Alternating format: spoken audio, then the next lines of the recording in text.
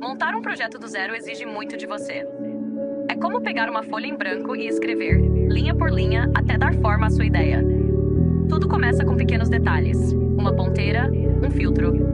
Quando você percebe, já trocou as rodas, mexeu na suspensão e o carro já não é mais o mesmo. Você passa dias e noites planejando a próxima modificação. Cada peça nova dá mais identidade ao seu projeto, até que ele se torna parte de você. De repente, as pessoas na rua começam a reconhecer o carro e, por consequência, você.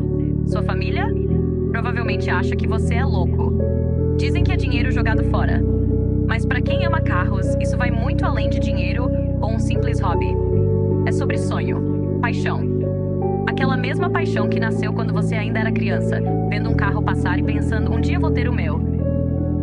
E é por isso que amamos tanto esse mundo. Porque no fim das contas, é ele que nos traz paz.